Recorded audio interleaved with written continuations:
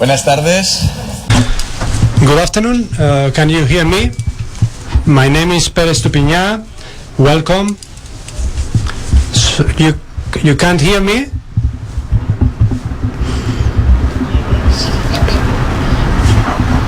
One, two, three. Now. So, good afternoon, welcome. My name is Pere Estupinyà. I do popular science, and I broadcast a program that you can watch this tonight at home on TV. But my role here today is to moderate this conversation, this colloquium or debate with Valter Longo, whom I'm going to introduce in a while. But first, a few words on this cycle that is resumed by the Fundación Telefónica. This is a cycle that intends people to talk to us about what is happening and the implications that might have in the future. Not so much to foresee the future long term, but that's because that's too complex and it makes no sense really. But it makes sense to take into account and to think and consider how the decisions and technologies that we are developing can have an impact, or what impact they may have on the future. Because it depends where we are heading with technology, what consequences we might have. And so we want to consider these future scenarios in order to see what we are going to do. Es bioquímico. Valter has a degree in biochemistry. He is of Italian origin, and he has been for a very long researching in the United States the physiological effects of the calorie restriction, that is to say, eating less or even fasting for certain periods, longer or shorter periods, more intermittent periods without eating. He is in charge of the Longevity Institute of the Southern California University, and I would like to highlight this book that he has just published about the longevity diet. There are lots of books that talk about longevity, not longevity, but about diets. He has published in Nature, in Cell Science. He has received several awards by many institutions in the United States. He has a scientific backing in order to publish this book. And the anti-aging and the concept that I'm going to introduce him with is that aging is something that we take for granted, not so much, or we shouldn't. We all age, but that is not something that is programmed. That is, we don't have all to age at the same time, at the same pace. Depending on what you do during your life, you can age faster or slower. So when we talk about anti-aging, we are not just talking about extending our life. We are talking about the chronological age, which is having been 50 years of age. If you take care of yourself and you are careful, you can have a different age from a bodily perspective, I mean. And it's the same as a car. For example, if you don't use it that much, if you treat it with care, then you can that car can age a little bit slower, and that is something that can be modulated. I think that is the concept that is behind what he is saying and behind anti-aging in general. And then I will turn the floor over to Valter, who is going to elaborate on that. Thank you. Okay, so actually I don't really focus on calorie restriction. That was the start of what I did a long time ago, and I always thought that calorie restriction, eating a lot less calories was too difficult, and we'll talk about that. And so the effort has been for the past 25 years or more to identify how nutrition and nutrients are connected with the genes that control longevity and also the genes that control diseases. So about that, I always ask the question, how long more do you think We spend so much money on diseases. And how long more do you think we would live if we cure cancer, heart disease, stroke, and diabetes? If we completely, nobody ever got those diseases anymore, how many years do you think we will live? Longer. How many? The same? No. Actually, yeah.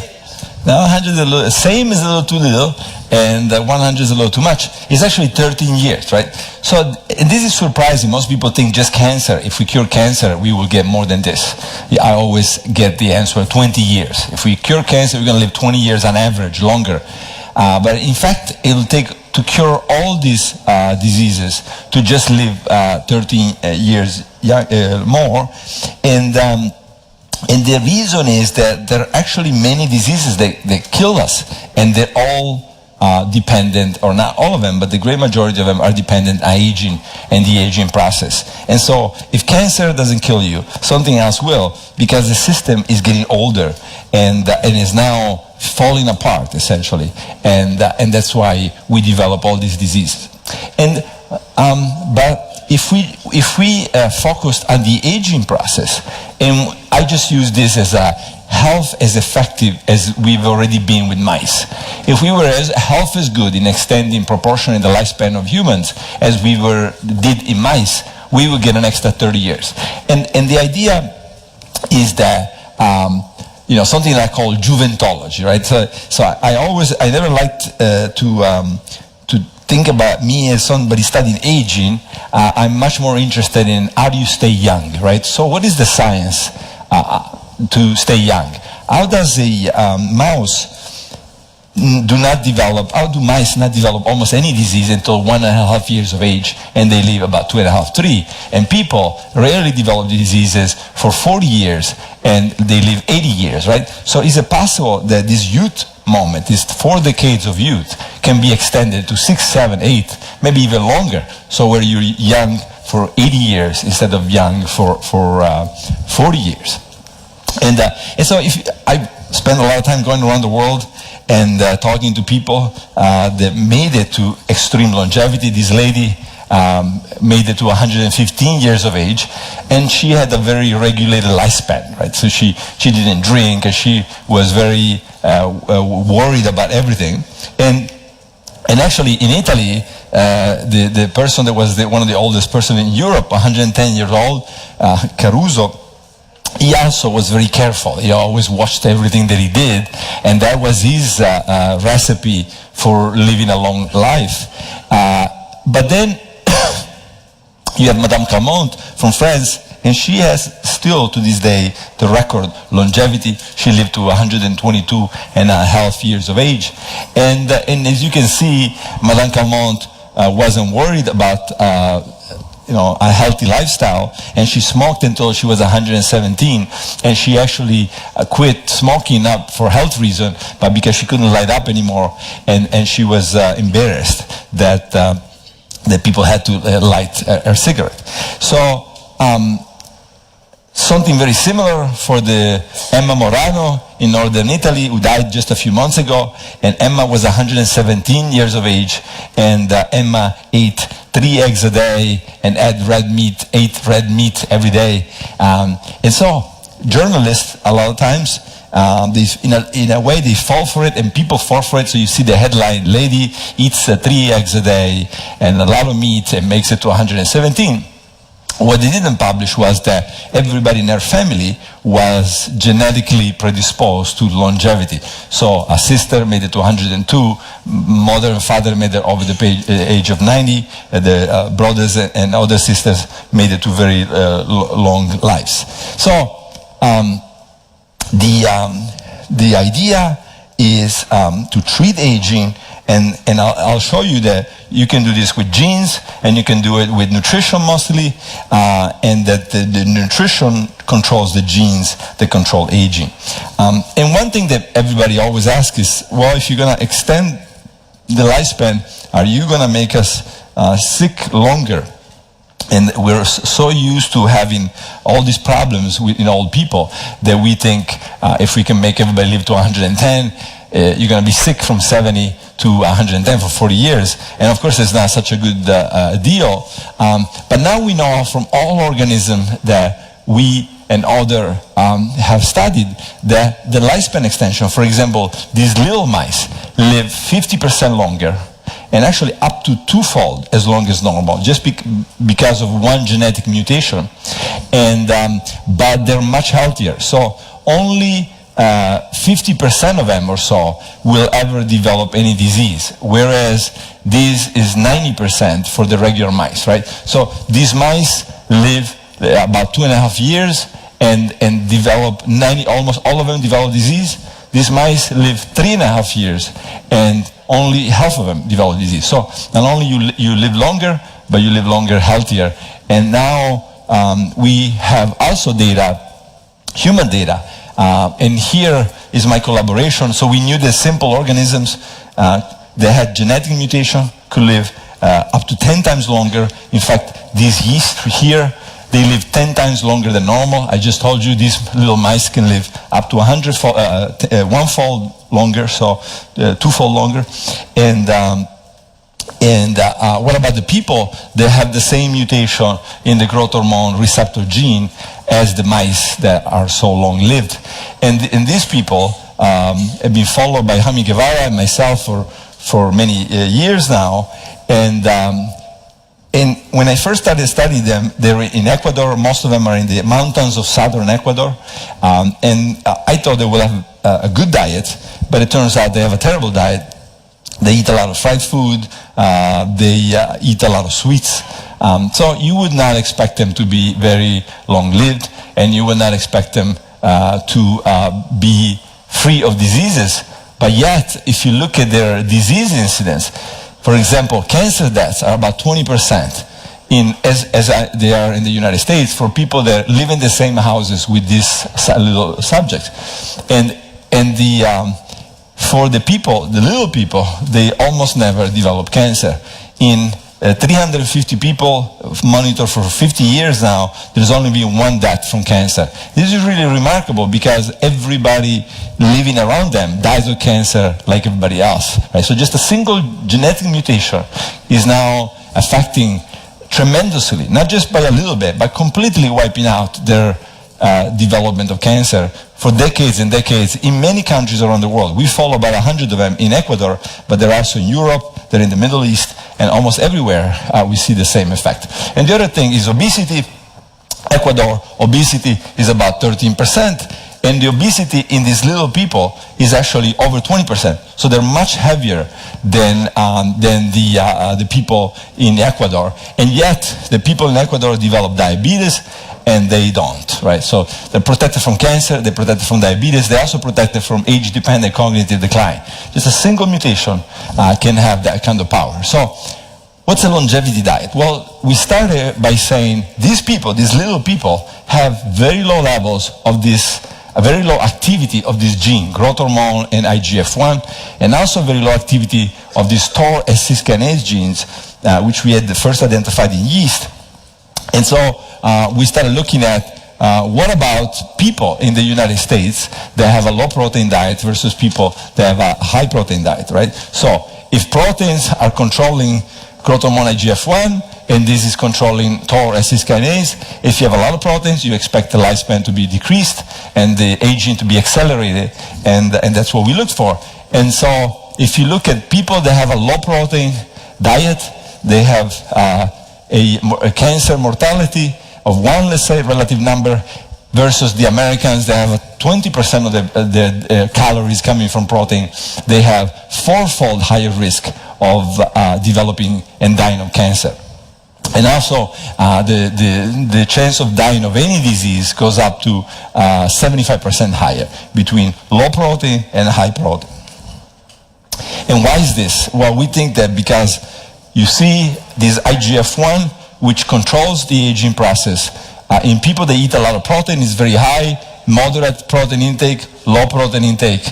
And this is only, by the way, until age 65. So when we looked at old people that had low protein diet, they did not have extended longevity. In fact, they lived shorter, right? So there seems to be different diets for different periods of life. So somebody 65, 70 can have a low protein diet. When they get past that point, then they need to increase the protein intake. And this increased protein intake, though, no longer has an effect on IGF-1. And this is probably explaining why there are two phases of life, one in which protein are bad and one in which protein have a neutral effect. Okay, so proteins control IGF-1 TOR. The other pathway that we identified, set of genes, are controlled by sugar. I call it the sugar pathway. And it's called RAS, PKA. These are less well understood, but we now know to be very central in controlling the aging process in cells and organisms. And so if you look around the world, people that have a low protein and low sugar diet, like the Okinawans, compared to the Americans, they have a very high protein, very high sugar diet. Look at the difference up to, this was 20 years ago. So, this is the chance of heart disease, Okinawa, United States, up 5-fold. Female, 15 to 177, 10-fold increased risk of cardiovascular disease. Colon cancer, twice as much for male, 3 times as much for female. Prostate cancer, 6-fold or 7-fold increase. Breast cancer, again, 5-fold increase, lymphoma, etc., etc. So you see that this is a tremendous difference. That this extreme diet, if you pick the two extremes, the United States and Okinawa, for sugar and protein and sort of bad diet, good diet, you can see this kind of difference. Now this is slowly going away because everybody's starting to eat like the Americans and like the Northern Europeans. And so in Italy, for example, is a place where we see this difference disappear. The Italian women are starting to develop breast cancer just like the American women, and same thing for ovarian cancer, colon cancer, prostate cancer. So we're equalizing this risk. Okay. And another example comes from here, Spain, done in different universities in Spain, and basically, again, going after fats and good fats. So proteins have to be low, sugar have to be low, complex carbohydrates have to be high, and so do good fats, right? And this is exactly what this study showed, following thousands of people. If you are on a Mediterranean diet, but on top of that you have a very high level of olive oil or nuts, then you see the changes. People that have the nuts or olive oil start quickly separating and having less heart disease because of this diet, right? So this is showing, again, consistency with this low protein, low sugar, high good fat diet. Okay, calorie restriction. Where can this get to? And another Spaniard, Rafa de Cabo, has been studying monkeys in Baltimore in the United States. And what they've been showing for monkeys that eat 30% less calories is that they almost never develop diabetes, and the tumors and cardiovascular disease are cut in half, right? So these are monkeys that have been studied for 30 years. So we know now that this calorie restriction can make a tremendous difference. And it can also make a tremendous difference in people. This was done, this is my mentor, my PhD mentor, Roy Walford. Many years ago, in 1991-92, he locked himself up in this area in Arizona in the United States, and in this area they became calorie restricted. So he forced everybody, all these 8 people, to eat 30% less calories, and the results, I think, are remarkable. Just like for the monkeys, you see here they lose a lot of weight. The systolic blood pressure goes from 110 to 90. The glucose goes from 90 to 70, and the cholesterol goes from 185 to 125. So dramatic difference. And this tells you that the idea that you need to be on drugs to lower your cholesterol, your blood pressure, your triglycerides, etc., is false. But yet the great majority of people are just put on drugs, and drugs in most cases cause as much problems as they cause solutions. Okay. What is the problem with calorie restriction? If you force people to eat less all the time, this is what happens. This is where Walford, when he was in the biosphere. So they're pushed to the limits, right? So this is not a good I always thought this is not a good thing, right? It pushes you to an extreme. So, like for the monkeys, you get a lot of benefits, but then you get a lot of problems. And so, for the past 25 years, I've been focusing on how do you get the benefits that I just showed you without looking like this and having all the problems of calorie restriction. And so, the one thing that I was always thinking about was how two 40-year-old, a man 40, a woman that is 40, they can generate a perfect baby, right? So you have a sperm cell and you have a oocyte, and they're both old, and then somehow you go from old to perfect, right? So how does that happen? So it means the human body has the ability to pick apart damage from perfect, or even can take damage and make it perfect, right? And both of those are probably happening, meaning like you pick the right cells, but also you fix the cells that are broken, and then you have a perfect blastocyst and a perfect baby. And so we started, for a long time, I had done this experiment many years ago. I starved bacteria, I starved yeast, and showed that they live a lot longer, right? So then we took our time and figured out the genes that control this lifespan extension, as I just mentioned to you. But then eventually I went back to it, and the idea was, what if we can just starve a system with a fasting mimicking diet? So you eat, but everything in the body, in this case mice, and then I'll show you people, is orchestrated as it would be by fasting completely. So you eat, but the system thinks it's fasting. And then you just do it for a few days, and this is taking middle-aged mice. You do it for a few days, and then you put them back on a bad diet, or relatively bad diet. What happens? Well, what happens is, you see these are young mice, these are white blood cells, high level of white blood cells, and they go down with aging. And then if you cycle them with this fasting mimicking diet twice a month for just a few days, you rejuvenate the immune system. So the level of white blood cells goes back to up to normal. And then if you look at cancer in these mice, it's cut by almost half. And but also impressively, these are the mice that receive this 4 days of the fasting mimicking diet twice a month. And you see that all these tumors and cancers here are eliminated and pushed back, right? So not only they get less cancer lifelong, they get them later, and a lot of these cancers, a lot of these tumors actually are benign instead of malignant, right? So just really unbelievable effects on many different types of cancers that the mice develop. Okay, so why is this? Well, we think something that we've been doing a lot is clinical trials in many places of the world on cancer treatment, right? So we say, if it's so powerful to prevent cancer, can it also be used for treatment? And here is mouse work showing no treatment, and all the mice, if they have lung cancer, they die. If you give them chemotherapy, there are no survival, no cures. If you give them fasting, there are no cures. And then you give them fasting plus chemo, and 60% of the mice are now cancer-free. And same thing for breast cancer. The chemo is a little bit effective, the fasting is a little bit effective, but the fasting plus chemo is now very effective, right? So then now we have many different trials going on in different places of the world to test, can we protect the patients, and can we make it worse or much worse for the cancer cells, not just in combination with chemotherapy, also in combination with many different cancer therapies. Okay, so this is just to show you in mice, it extends the lifespan. In the end, you want to show that intervention is good for lifespan extension and for the healthy lifespan extension. Because if you decrease cardiovascular disease, but you increase cancer, you've achieved nothing. Okay, so what about the human fasting mimicking diet? And that's about half of the book.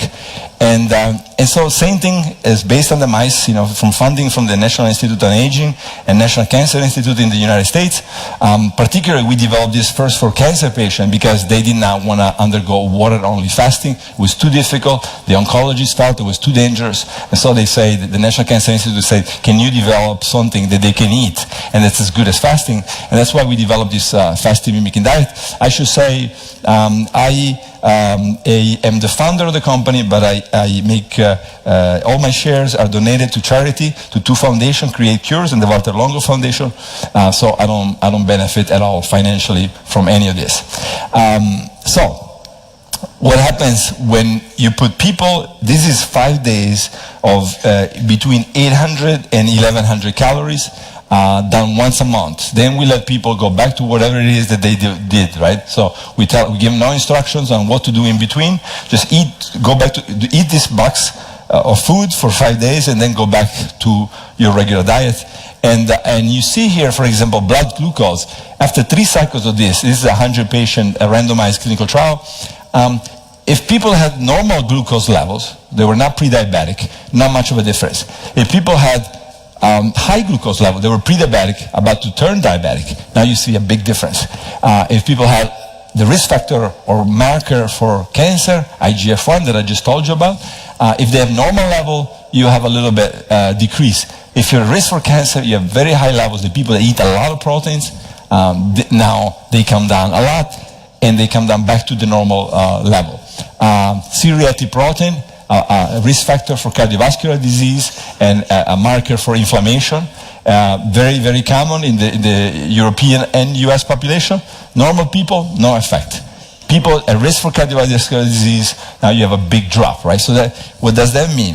It means that probably we think because of stem cells on the normal diet are low, and the fasting mimicking diet, the stem cells, the circulating, but stem cells in all kinds of organs are now being activated, and they go to work. So both inside of the cell and the cells themselves, inside the cell there's clearing up and regeneration, intracellular regeneration, and then the bad cells are removed, and then the stem cells are activated, and when you return to the normal diet, the damaged cells are replaced with the young stem cell derived cells.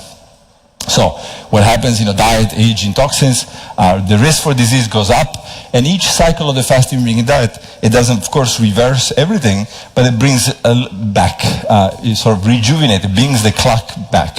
And now we're going to publish soon enough the effects on the risk, on the 10-year risk of many diseases, which is greatly reduced after just 3 cycles of the fasting mimicking diet. So diabetes, cancer, cardiovascular disease, and probably much more.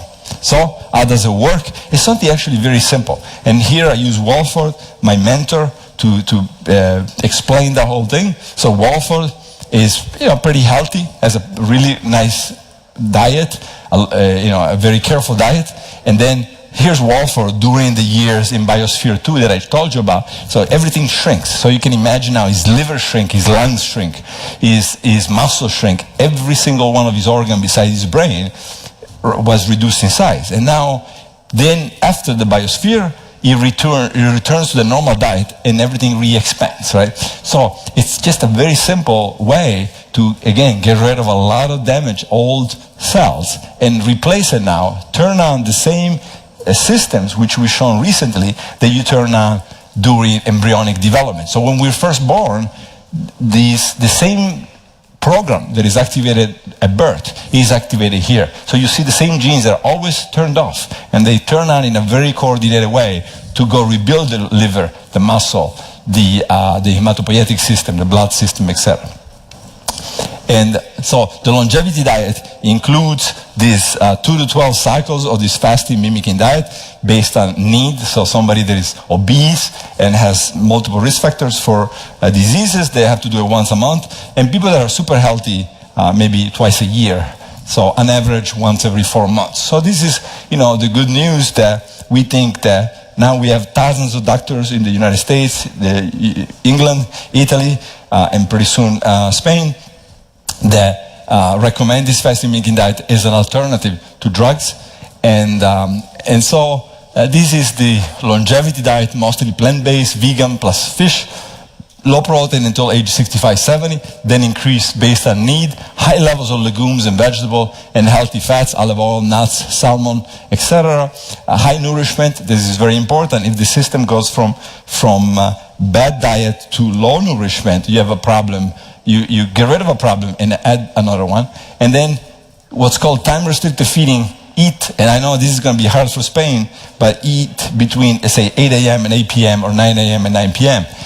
Keep it within 12 hours. This is the best the way to sleep well and to also have a metabolic, maximize metabolic health. And then for overweight people, eat only twice a day plus a snack, breakfast plus lunch or breakfast plus dinner, until you move back to the normal weight, and then you can go back to 3 meals a day. Forget this crazy idea of 5-6 meals a day. It's a bad idea that made the world obese and overweight. So I think that we need to move away from that.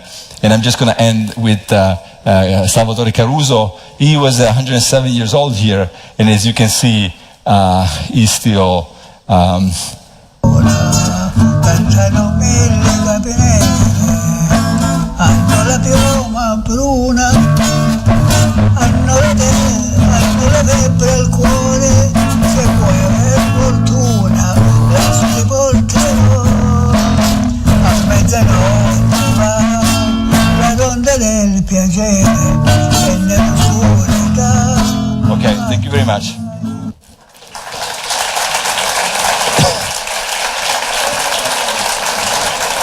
Gracias. Wow, it's inspiring, no? Yeah, I mean, 107, he could recite poems and sing songs. Wow. And I think he stayed like that until maybe 109, then he declined after 109. This is why I use 110 in the book. You know, it is from my parents' town, right? My parents' little town of 2,000 people. Salvatore just coincidentally happened to be born and died in my parents' town. So he was somebody that I followed for, 50 years close to, yeah.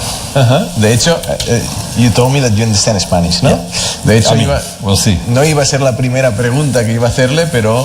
That was the first question that I was going to ask, but on his book it says until 110 years, and I was going to ask if there was any kind of limit in biological age, because it doesn't matter how much we take care of ourselves, the best genetic person, well, is there any maximum age? Not we have a bad diet and we don't exercise and we do all the wrong things, the lifespan that we have now, which keeps increasing, but in some parts it doesn't increase, there's probably a limit. I think if a big portion of the population switch to the ideal diet and exercise regimen, etc., then I think we could see increased lifespan every year. So the more we move to good nourishment and all that, not just eating right, but also eating well. Not just eating the right things, but also having a variety of the nourishment. So let's say omega-3 in the diet, having the calcium, the iron, all these things. Sometimes people become vegan and they go from a problem to another.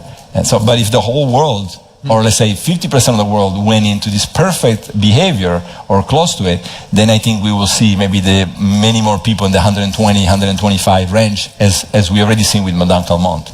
En un ciclo que reflexiona sobre el futuro. In a cycle about reflections about the future, in a while I'll ask you about the consequences, social consequences that this population aging could have, and if with focused genetic intervention or pharmacologic interventions we can go beyond these limits.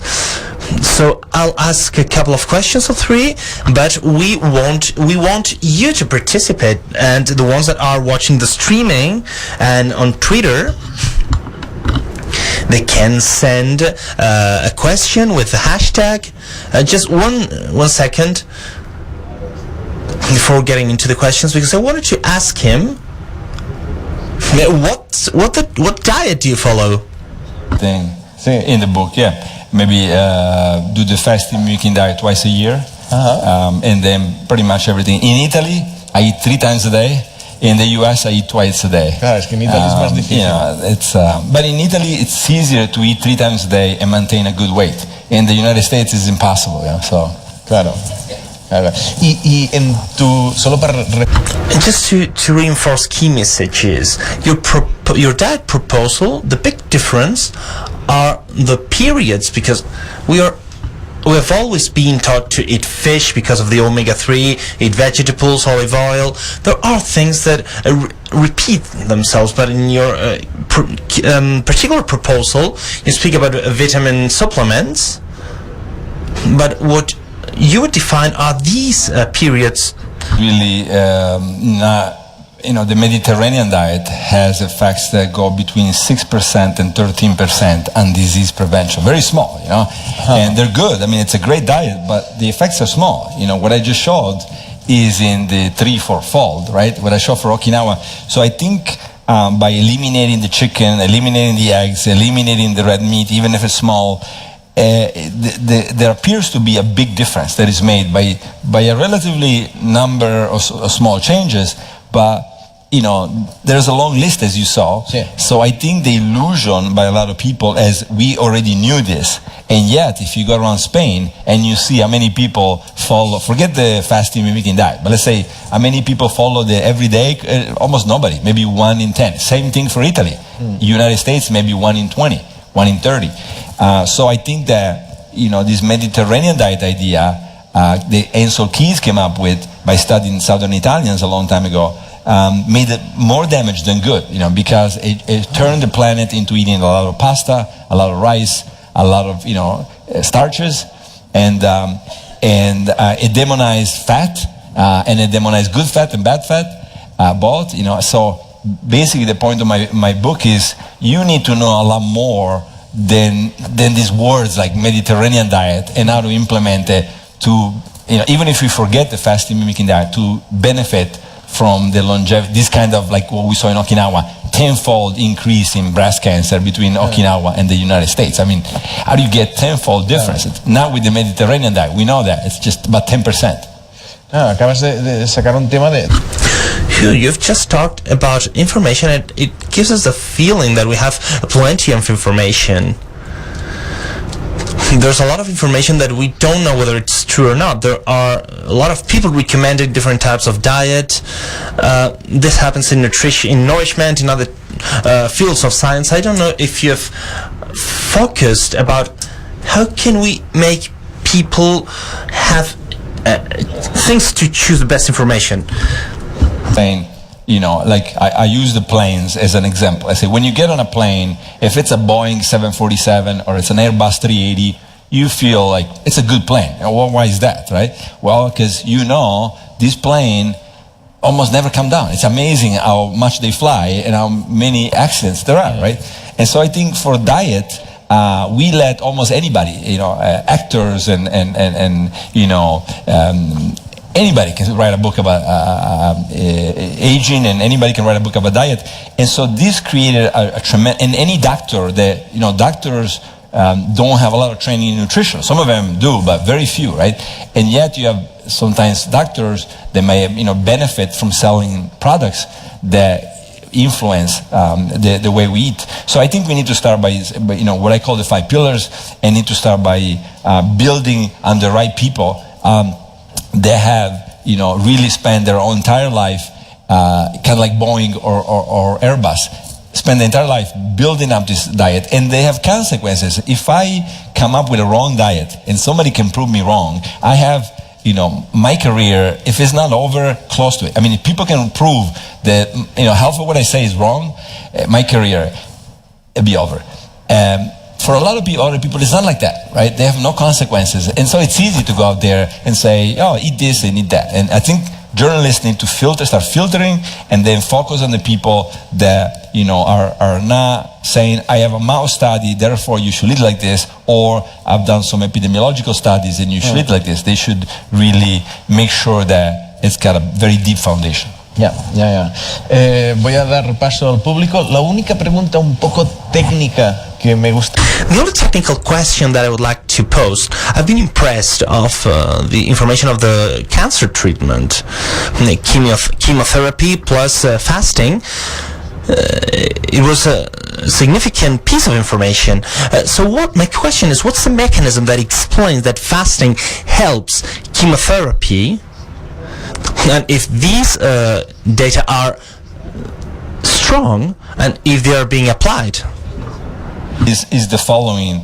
The cancer has evolved in a high nourishment condition, right? So when it builds up in a person's body, it always has a lot of sugar, a lot of amino acids, a lot of proteins, a lot of everything, right? And when you switch it to a starvation condition, everything changes. And so the cancer, because it's a dumb cell, we think of the cancer as a smart cell, but the cancer is a dumb cell. It just is very good at growing in one condition. If you start changing, it already is in a difficult place. So a lot of times fasting cycles are as good as chemotherapy. But when you combine it, I think the cancer can sort of bypass one or the other. It can say, you give me chemotherapy, I figure out a way around it. You give me fasting, I figure out a way around it.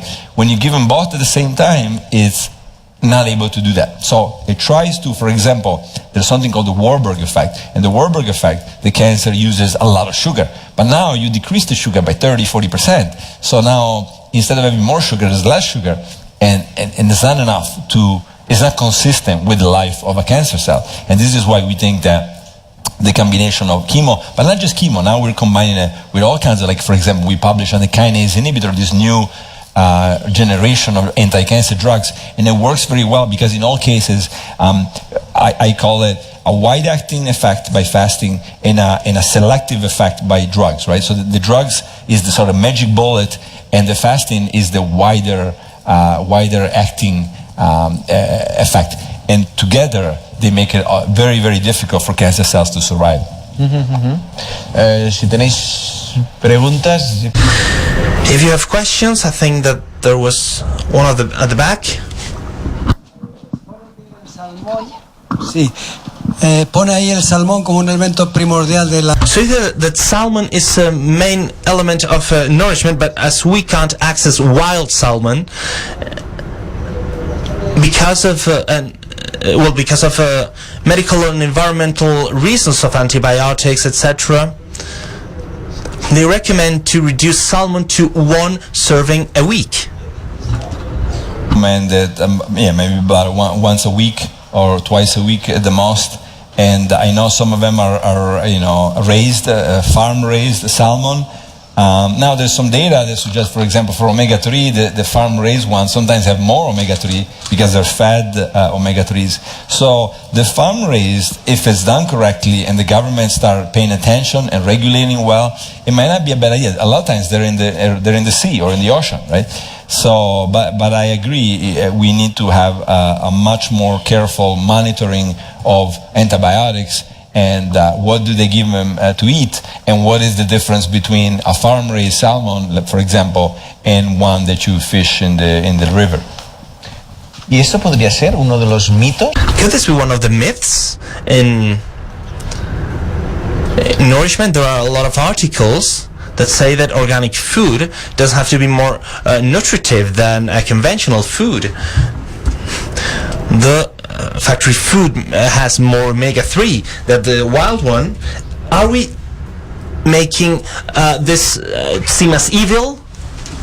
Valid, because if you don't have them, what happens is what happened in the United States with hormones and antibiotics. So now they pump the animals with so much of these hormones and antibiotics that we all suspect that some of the fact that the red meat is so bad for you is not just because of the proteins, it's also because of everything else that goes into these animals, right? To make them bigger, fatter, and so I think it's good to pay attention, regulate, but then sometimes we need to look deeper and say, is it that bad for you? Because otherwise people say, well, I don't know what to eat anymore because everything's got a problem. And I think that, I think it's important journalists start. Again, there's experts in this. I'm not an expert in, how do you pick apart a good salmon from a bad salmon, but there are people that are experts, and and they can really tell you, this is what you got to watch for. This is where it's got to come from. People that fish salmon here, they treat it this way, and so I think eventually we'll have probably maps and apps that tell you, this. Maybe you run it with the iPhone, and they'll tell you this is a good salmon or a bad one. ¿Había una pregunta por allí? Was there any question around?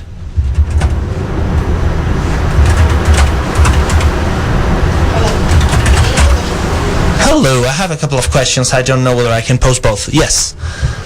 First of all, is when someone receives a chemotherapy treatment and makes fasting.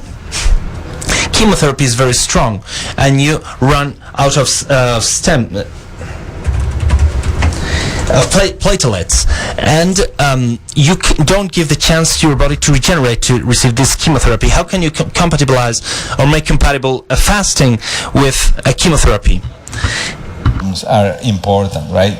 I mean, a lot of the clinical work is top down, right? You start almost from people and then you move down. If you look at the mechanism, when you starve a system, and this goes for bacteria, yeast, mice, and humans, you make them stronger, right? Why? All the cells stop dividing, not all the cells, but most cells stop dividing, and they go into a shielded mode, and they sit there. So when you give them chemotherapy, first of all, the body, mostly to visceral fat, has reserve for 60 days, right? Most people in this room could go 2 months with no food at all, right? So in chemotherapy, it's just you're using a small portion of the reserves, right? But during that period, everything goes into the shielded mode.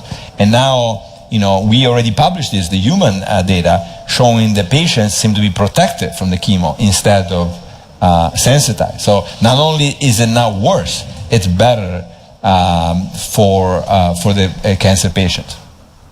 I mean, beside the effect on cancer, also the effect on cancer patients. ¿Quieres hacer otra pregunta? Y la siguiente And the next question is that pre-diabetic people, if you follow a diet where you stop eating during periods of 12 hours, your pancreas gets a little bit crazy when generating insulin and sugar.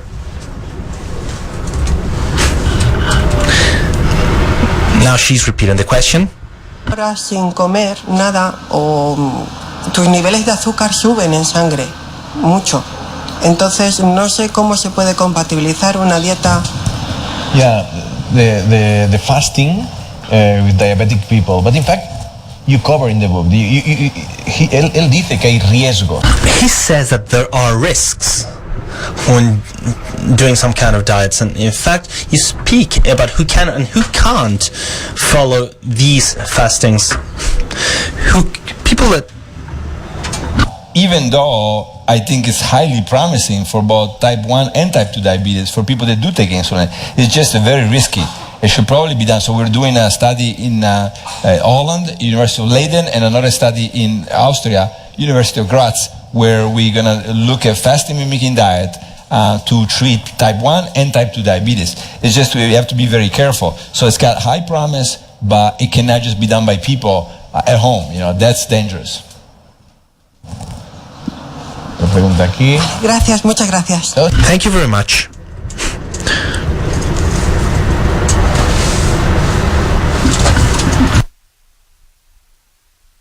Yes, you've talked about that 6 foods a day diets are not good. And the 6 meals a day, are good, but 2 or 3 is the correct thing. But this fasting is limited to religions, because in Christian one we have Lenten, or in Ramadan, for example. So what's the effect on health? And Easter fasting. I mean, Easter fasting, the Christians pretty much abandoned it, right? So hundreds of years ago, they don't do it anymore. Ramadan, it's mostly overeating at night and under-eating, so everything is turned around, So a lot of times they gain weight during Ramadan. So I think those are not the way they're done. They're not good examples of how to do it. I think that we need to. And just because people used to do it, people used to do all kinds of things. Some of them are very bad for you, right? And some are very good. So what we try to do is say, let's take from things that people did in the past, but let's learn what's good and what's bad about it, right? So for example, water-only fasting is dangerous. Why? The blood pressure drops too much. People have a very difficult, it took us 5 years in a clinical trial to go through 18 patients with water-only fasting. Nobody wanted to do it. The oncologist didn't want to do it. The patient didn't want to do it. When we substituted with food and with the right food, and people said, I can do this, and the oncologist said that. So it's just about uniting the history of humankind and all kinds of animals with the science and say, okay, how can we optimize these effects without the problems? Tenemos una pregunta muy interesante desde Twitter. You have very interesting questions from Twitter. What do you think about products like Soylent that say this is the perfect diet? Imagine that with everything you know, you say, well, in this bottle we have the perfect diet. We have minerals, vitamins, omega-3, etc. So we replace food by this. In fact, in California, there's a lot of people that... Terrible idea, because there is very little data or none suggesting that it's beneficial. Okay. For example, recently a paper came out showing that people that have high levels of B6 and B12 have a major increase in lung cancer incidence, right? So supplements. So it is not surprising, right? You're pushing the body in directions with components that are not supposed to be there at those high levels. So I think it's a bad direction. Silicon Valley is leading the way with some really bad ideas. For example, ketone bodies fat. I had many talks with the Silicon Valley people. I say, don't do this, The brain is not used to having extra ketone bodies put in there. And now what will happen? This is what you have to worry about. What's going to happen to these people 20, 30 years down the road, right? Some of them start in their 20. It could be that by the time they get to 50, they all develop 2 or 3 diseases, right?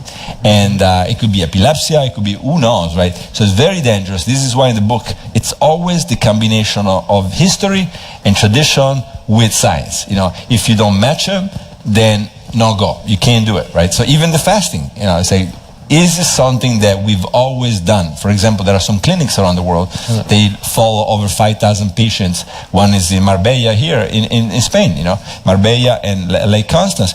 Thousands of patients per year that they fast for 3 weeks, right? So that's good to see the data from these clinics, and I know the people very well, because then you say, okay, if thousands of people a year in Spain alone can do 3 weeks of fasting, we're doing 5 days. This is much more reasonable, and safety-wise, we really facing very, very unlikely safety concerns. ¿Preguntas? Here. Allí hay dos, perfecto. Sí. First, thank you very much for being here. My first question is a technical one, and my second one is ethical. So the first question is, have you studied in, for example, mice that have been in a fast, which genes get expressed when they're fasting? Like, how you do on a race, does it happen globally in all cells of the body? Does it happen more in, for example, hepatocytes? This is why I was showing the data. Remember the growth hormone, TOR, RAS, PKA. So the fasting by lowering carbohydrate, sugars, and by lowering amino acids and proteins, or certainly proteins, is downregulating all these pathways. And also it's increasing ketone bodies and fatty acids. So that is the environment that is created. And then you have a network, for example, with the pancreas. We recently published that, and I mentioned that the pancreas now turns into an embryonic-like state. So if you look at the gene expression, the genes that are turned on, they're only usually, that's said, turned on when we're first born, right? And so why? Because the pancreas shrinks. And then when you refeed, the pancreas re-expands, and to do that, it needs to turn on this program. So it's really a system-wide program, and it makes sense, right? You're starving, you may be preparing to starve for 2 or 3 months. You don't know when you're going to get the food again. So the system goes into real standby mode and needs to break down junk and use it for fuel, right? So inside of the cell, and also cells themselves are broken down and used for fuel. I use the analogy with a steam train that doesn't have enough fuel to make it to the next station and starts burning the chairs, the walls, so it gets lighter and it uses the component for fuel. And then when it gets to the train station, it rebuilds these chairs. And so now you have a new train that made it to the train station. Okay, thank you. And what happens with the cells that are high energy demanding cells, like brain cells or neurons? are they okay with the fasting for long periods? Yeah, the brain is fine. I mean, the brain within 4, 5, 6 days switches to about 50% ketone bodies as fuel. So it stops you. This is how I tell people, don't underestimate fasting and fasting mimicking diets, because that is very powerful. So if you think of the brain, the only way to do this is by fasting or fasting mimicking diet. So it completely revolutionizes the metabolism of the brain. This is now why now we're testing it for Alzheimer's, Parkinson. We published already on multiple sclerosis. So is using the body ability to fix itself to hopefully change enough and replace enough damaged components in the brain and replace with good ones, so that you have an alleviation of the disease. Okay, my last question. How does fasting affect inflammation? Have you studied that? We showed that in the paper that we published on multiple sclerosis. So corticosteroids go way up, and you have a temporary decrease in a lot of autoimmune cells. It seems to target autoimmune cells preferentially. It kills them. Then it turns on hematopoietic stem cells. And then when you refeed, now you replace the autoimmune cells with no longer autoimmune cells. In the mice, very clear effects. So you can actually use transplants to show that, you transplant autoimmune cells, and then you show that every cycle, this autoimmune level goes down a little bit until in about 20% of the mice they're free of the encephalomyelitis, which is the mouse model for multiple sclerosis. Thank you very much. ¿Hay una pregunta aquí? Sí, yo quería preguntar si son recomendables. I wanted to ask whether the nourishing supplements are advisable with antioxidants, like for example the ones with a grenade extract with a 50% more of antioxidants. In my book about antioxidants, I did my PhD on antioxidants in a chemistry lab, and I compare the antioxidant to taking a Mozart symphony and taking a cello and telling the cello players to play louder and hoping that the symphony gets better, right? It's a very unsophisticated approach to a very sophisticated system. Now, at the same time, I think oxidation is very central to the aging process. It's sort of like the last step, right? So when the cells lose the ability to protect themselves, like if you take an apple and you cut it in half, within minutes it becomes brown, right? So it's very clear that the first thing it gets you is oxidation. So oxidation is very important for aging. It's very central. But the way to fight it is not by having antioxidants, is by having this reprogramming that I'm talking about. Not just me, but of course there's people that are trying to do this with drugs, people that are trying to do this with stem cells. So, but in the end, you have to reprogram the system to be better protected. So, for example, why at age 20 there is no oxidative stress, or very little, right? But yet at age 2, for a mouse, you already have a ton of oxidative stress, right? So it means that the program is in charge of damage. It doesn't mind oxidative stress and all that. It can protect, replace, repair, and replace very easily if it's programmed to do that. And that's what we need to find out. What is the juventology program? What is it? Where is it? What is it controlled by? And now we modify it. And I think we're getting there. So I think that's the way to do it. Hay una pregunta pedida aquí, una allí y una tercera. Hay una muy rápida que la quiero decir. There's a fast question from the internet, because it is related with Alzheimer, that you have mentioned before, with this revolution that happens in the brain when you make fasting. You said that you're performing researches. Are there data that suggest any type of benefit? We publish on cognitive decline for mice and for people, but for people only for the genetic mutation. I told you the larron, the little people. So in both cases, we showed that the fasting mimicking diet started in middle age protects the brain from age-dependent cognitive decline. And we also showed the mutation in the growth hormone receptor gene protect people from age-dependent cognitive decline. Now we're specifically looking at multiple models of Alzheimer in mice. And also in Genova, Italy, we're almost ready to start a clinical trial on Alzheimer patient with initial stages of the disease.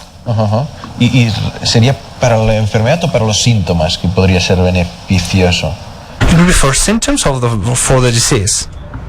We're hoping to let's say stabilize, right? So that we have, let's say, progression-free survival.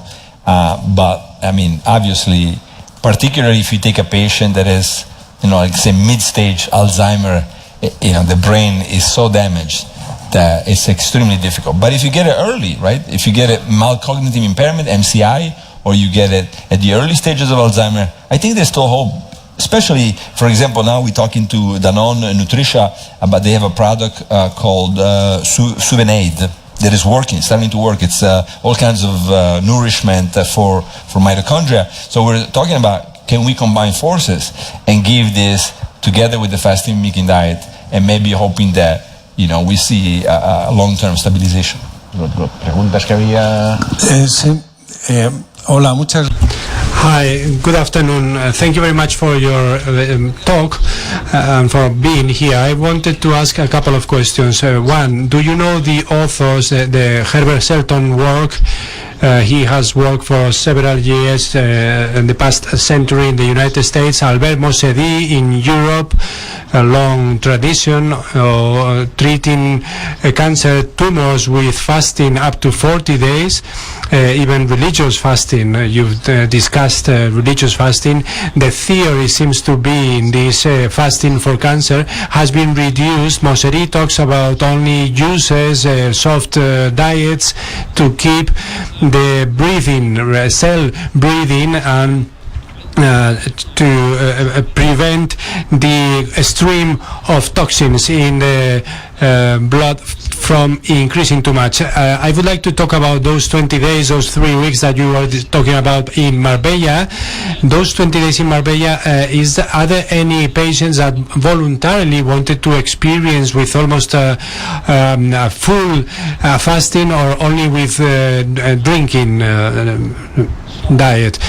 What are the results? Basically just put people on a starvation diet. Now, as I showed you earlier, if you starve even mice, you rarely cure anything. You may slow down the progression of some tumors. Eventually, almost all mice die. We never had, I think, rarely we see just by starvation or fasting mimicking diet alone curing the mouse, right? So I think nowadays we're move away from delaying cancer and everybody's saying, can we cure the patient, right? And this is why we now almost exclusively combine. I think this has been the mistake for so many people to say, either I'm in the field of alternative medicine, Shelton and company, or I'm in the oncology field or whatever medical field. And they don't talk to each other. And now I think, thanks in part to what we've done, is we started saying, you need it all, right? This is what I was saying earlier. You need the wide-acting effect of the fasting mimicking diet, but then you need the targeted killing of the tyrosine kinase inhibitors, of the immunotherapy, of many hormone therapy, etc., etc. So I think if you unite forces, that's what you're going to see. Unfortunately, people like Shelton and others, never did the research. In most cases, they did some, very superficial, and so I think that's why sometimes there are exaggeration and observation. Like I could tell you that I cured thousands of people if I just based it on people that call me and say I did this and now I'm cancer free. It doesn't work like that. Maybe they were cured by what I gave them. Maybe they were cured by something else that they took. So I think it's very important to say there is a method. It's randomized trials. At some point you have to face it, do it correctly, and then you show superiority of, let's say, fasting alone or fasting plus chemo or whatever, and that's what we're doing right now. And then you can have statement like that. ¿Y había una pregunta? El caso. The case of Marbella was my second question. Oh, yes. Marbella, Marbella, of course, it's not a cancer clinic. If you're talking about cancer, la pregunta es sul cancro? No. No, I understood that in the case of Spain there were 3 weeks of fasting, and that we were waiting for results of that. Oh yeah. So they're doing. It's just an observational study on healthy people. They fast them for 3 weeks. I talk to the Francois de Toledo all the time. In fact, I'm helping them a little bit with the trial. And they're just going to see what the changes are. But this is not to treat diseases. It's just to see, what happens to people after 3 weeks of fasting. I think it's a very good study. Yeah? Okay. Here, una pregunta aquí. Here, one question here. If I make up my mind and decide starting with a fasting diet or a fasting mimicking diet, will I be able to continue with my daily life? I mean, will I be able to go working, to go to the gym? Will I feel dizzy? Yeah. I think there are a lot of videos online from BBC, from Catalyst, Australia, if you understand English. So you can sort of see the journalists that did it. There is Italian television that did it. So you just search and you'll find a lot of videos, and they take you through the 5 days, step by step, what they did and how they felt. So they complain, I have a headache, but then it went away. But they did it while they were, let's say they came to Los Angeles, they were working 14 hours a day. They struggled. Some like Michael Mosley of BBC struggled, but he was almost a water-only fast. This was like 4 years ago. So it was no fasting mimicking diet. I think the journalists that recently that have done it have had a much easier time.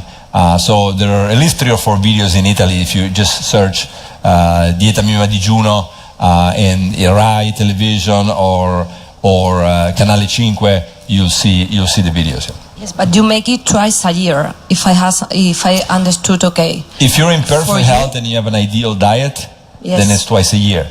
If somebody has, let's say, high cholesterol, high blood pressure, and they're overweight or obese, maybe once every 1 to 2 months, right? So, but it doesn't have to be forever. I mean, you can start one every 2 months. Hopefully, as we've shown in the trial, the cholesterol comes down, the blood pressure comes down.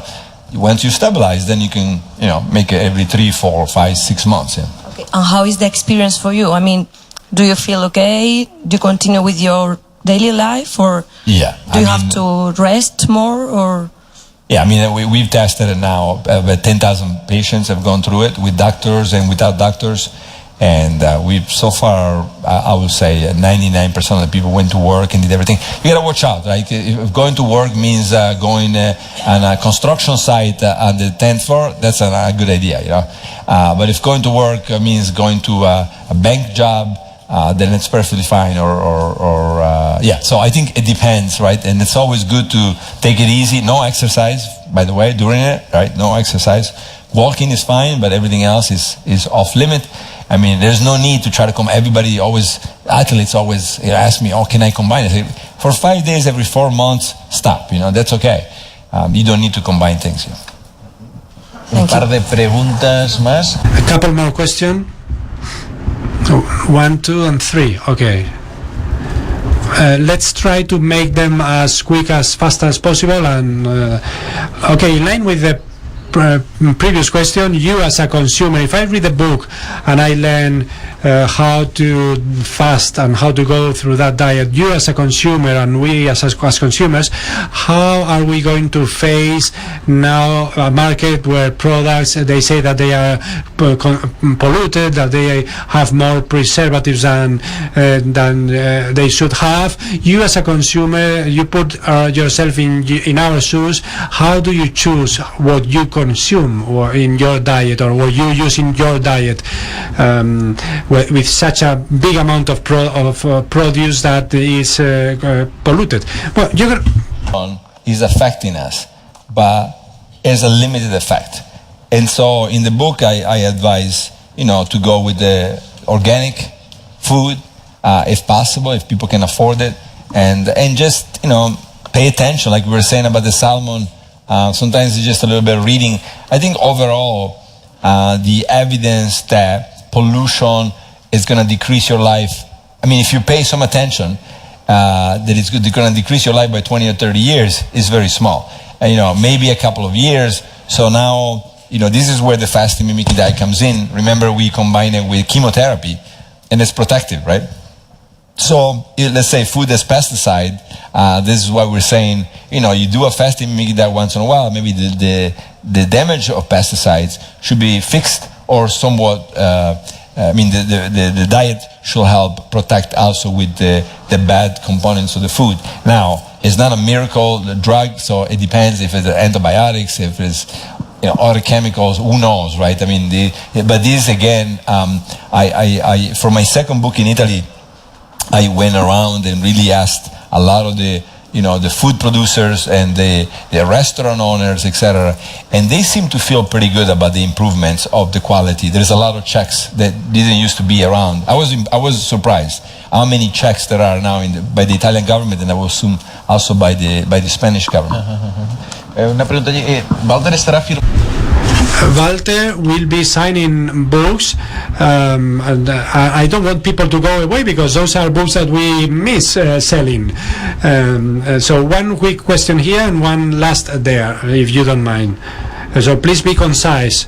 Data in with the BCG treatment for bladder cancer, can it be combined also with the chemotherapy with the fasting? And if you do it, how fasting is nothing at all, no water, no any product, and if you have to do it do you have to do it just the day that you received the treatment, or until you recover from the I don't know, the treatment? Yeah, so in the clinical trials, we've done 3 days before the chemo and 1 day after.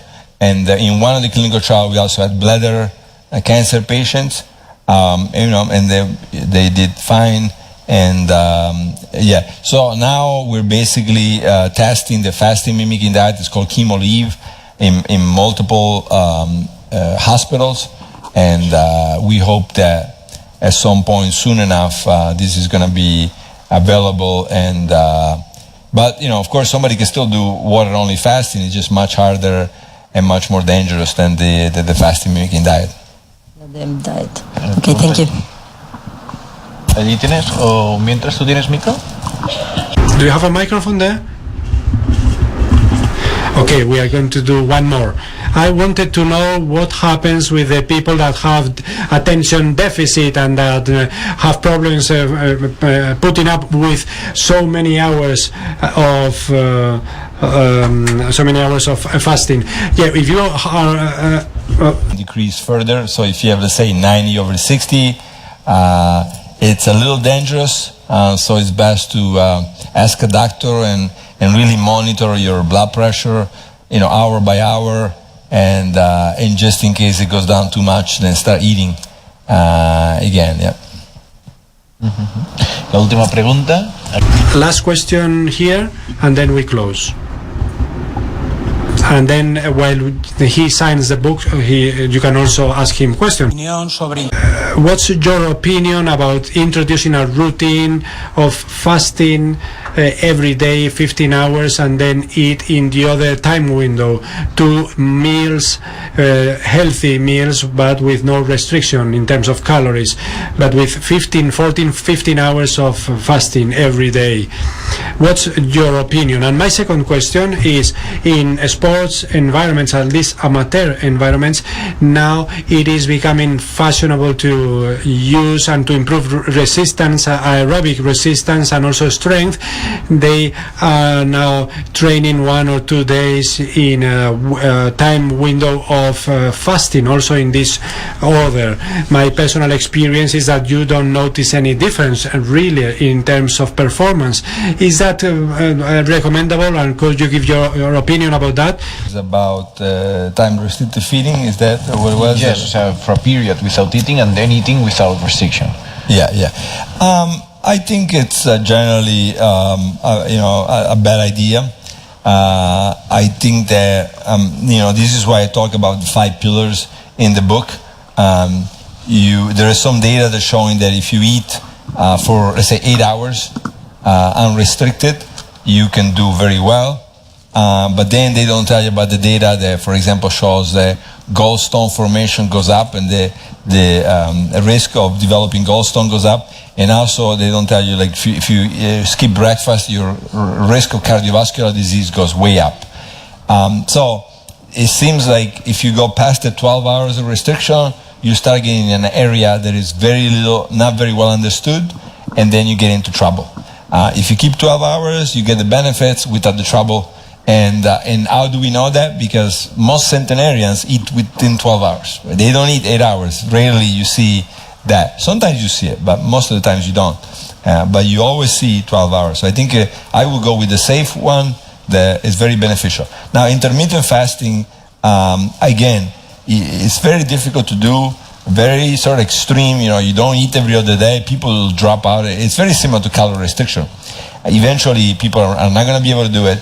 And we don't understand what will happen to people. They go back and forth and back and forth. They may have benefits like the high protein diets, right, for short term.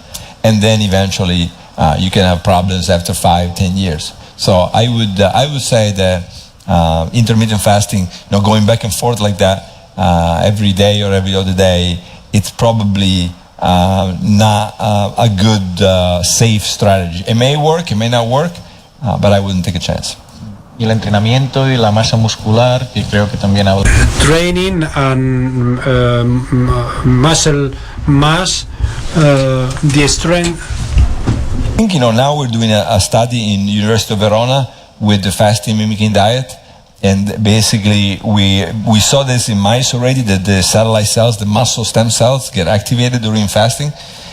So now we're going to do a trial where we take non-professional athletes, and we take them through 3 cycles of the fasting mimicking diet, and then we measure the strength, both legs and arms, and we want to see did their muscle, and also we do a lot of molecular studies on the muscle to see is there a better, stronger muscle after 3 cycles of the fasting mimicking diet. Bueno, pues muchas gracias. Well, thank you very much. We bid farewell to